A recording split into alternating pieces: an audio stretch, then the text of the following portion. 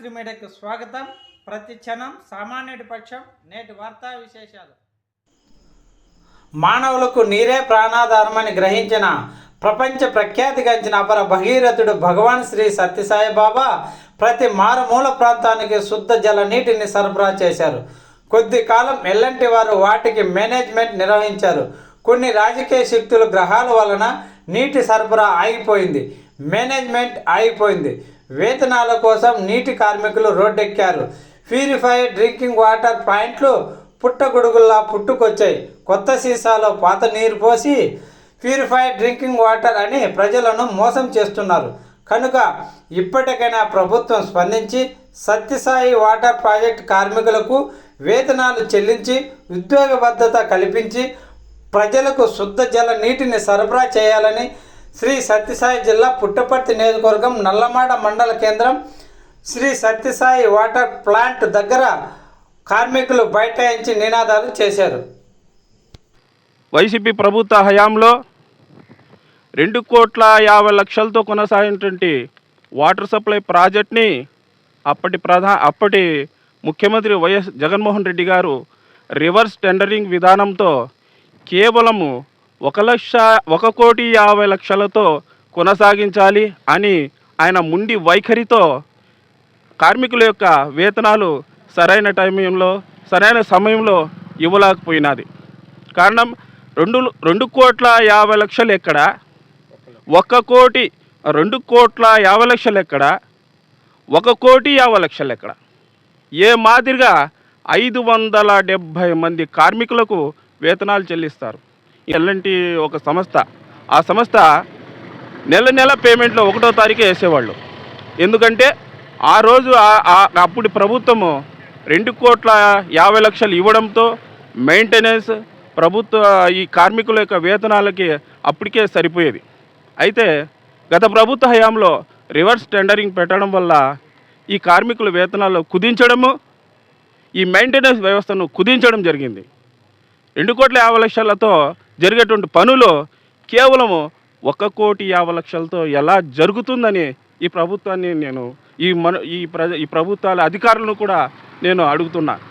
భావుడు అపర భగీరథుడు సత్యసాయి బాబా, ఆయన యొక్క ఆలోచన చాలా పెద్దగా ఉన్నది. ఎన్నో గ్రామాలు మన కరూరు జిల్లా, అనంతపురం జిల్లా చాలా ఇదైపోయి జనాలంతా గ్రామాలు విడిచిపెట్టి ఇతర రాష్ట్రాలు, ఇతర దేశాలకు వెళ్తున్నారు. మన జనాభా మన రాష్ట్రంలో ఉండాలని చెప్పేసి ఫస్ట్ తాగునీరు ఉంటే జనాలు ఉంటారని చెప్పి ఆ యొక్క ఉద్దేశంతో ఎన్నో గ్రామాలకు నీరు అందించాలని ఈ పథకం ప్రవేశపెట్టాడు. ఈ పథకం ద్వారా కనీసం అంటే 1,100 నుంచి 1,200 గ్రామాలకు నీరు అందిస్తున్నాము. ఇప్పుడు గత ప్రభుత్వం వచ్చిన నుంచి ఆ ప్రభుత్వం వచ్చిన నుంచి ఈ వ్యవస్థ చాలా చిన్నాభిన్నం అయిపోయింది. దీన్ని మెయింటెనెన్స్ లేక కనీసము 100 గ్రామాలకు నీరు వెళ్ళలేదు. 1,100 గ్రామాలకు వెళుతున్నటువంటి నీరు 100 గ్రామాలకు వెళ్ళట్లేదు. అదేవిధంగా ఏమైనా అడిగితే మెయింటెనెన్స్ పేమెంట్ లేవు, వర్కర్లు ఎక్కువ ఉన్నారు, వర్కర్లను తీసేయాలా, వర్కర్లను తగ్గించాలా, వాటి నుంచి ఏ విధమైతే డబ్బులు మిగిలించుకోవాలనే ఆలోచన దృక్పథంతో తప్ప ఈ సేవ బాబా ప్రజల కోసం సేవ కోసం పెట్టినాడు. దీన్ని ఇంకోరంతా డెవలప్మెంట్ చేసి ప్రజలకు ఇంకా 10 గ్రామాలకు నీరు ఇస్తామనే ఆలోచన లేకుండా చాలా చిన్న భిన్నం చేసేసారు వ్యవస్థని.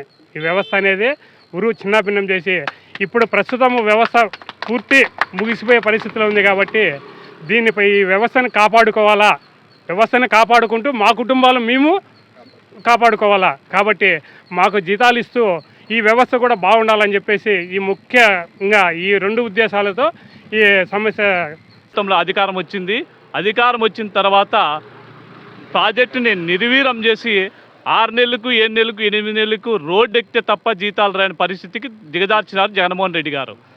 అదేవిధంగా అవస్థలు పడుతూ మళ్ళా మన నారా లోకేష్ గారు, గౌరవనీయులు నారా లోకేష్ గారు ఎన్నికల ప్రచారంగా పాదయాత్రకు వచ్చినప్పుడు మా కార్మికులు 2-3 సార్లు వెళ్ళి అర్జీలు ఇచ్చినాం సార్కు, ఎవరికి, నారా లోకేష్ గారికి ఇస్తే నారా లోకేష్ గారు కూడా ఒక మాట ఇచ్చినారు. అయ్యా, గత ప్రభుత్వంలో ఏం జరిగిందో నాకు సంబంధం లేదు, మన ప్రభుత్వం వస్తుంది, ప్రభుత్వం వచ్చిన తర్వాత మీకు ఖచ్చితంగా నేను ప్రాజెక్టు దత్తత తీసుకొని కూడా మీకు ఏ సమస్యలు లేకోవాలని చేస్తానని చెప్పినారు, హామీ ఇచ్చినారు కూడా. హామీ ఇచ్చి ఇప్పుడు ప్రభుత్వం వచ్చిన 3 నెలలు అయింది, ఇంతవరకు సత్యసాయి వాటర్ ప్రాజెక్ట్ని పట్టించుకున్న పాపాన పోలేదు. ఇప్పటికి 6 నెలల నుంచి జీతాలు పెండింగ్ ఉన్నాయి. ఏ విధంగా కార్మికులు బతుకుతారని కూడా ఈ విధంగా లోకేష్ గారిని కూడా అడుగుతున్నాము. సార్ లోకేష్ గారికి కూడా గుర్తు చేస్తున్నాము, సార్ మమ్మల్ని కాపాడండి, ఈ ప్రాజెక్ట్ని కాపాడండి.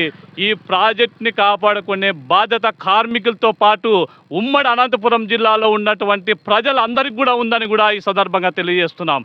ఎందుకంటే రాయలసీమ జిల్లాలో మన అనంతపురం జిల్లా చాలా కరువు ప్రాంతము.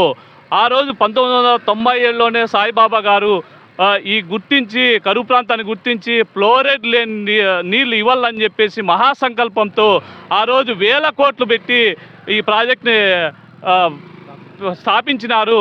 ఆ ప్రాజెక్ట్ని మనం కాపాడుకోకపోతే మన పిల్లల భవిష్యత్తుకు నీళ్లు కూడా లేకోకుండా చేసే పరిస్థితికి ప్రభుత్వాలు దిగజారినాయి. ఇది ఎంతవరకు సమంజసమని కూడా అడుగుతున్నాం. గత ప్రభుత్వంలో వైసీపీ గవర్నమెంట్లో జగన్మోహన్ రెడ్డి సార్ కూడా ఎన్నో సంక్షేమ పథకాలు పెట్టారు.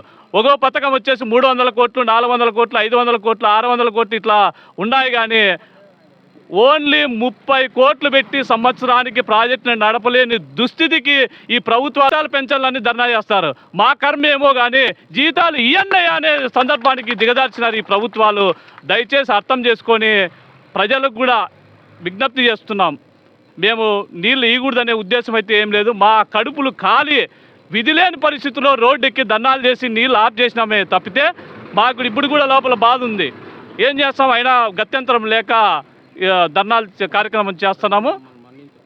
ప్రజలు కూడా మమ్మల్ని ప్రభుత్వం వండి వైఖరి, ప్రభుత్వం వండి వైఖరి, బోర్డు శాశ్వత ఉద్యోగులుగా, బోర్డు శాశ్వత ఉద్యోగులుగా, బోర్డు శాశ్వత ఉద్యోగులుగా ప్రభుత్వం వండి వైఖరి, అధికారుల నిర్లక్ష్యం, అధికారుల బకాయిపడ్డ ఈఎస్ఐ ఈపీఎఫ్ గ్రాడ్యుయేట్ వెంటనే, కాంట్రాక్ట్ వ్యవస్థను వెంటనే, కాంట్రాక్ట్ వ్యవస్థను వెంటనే.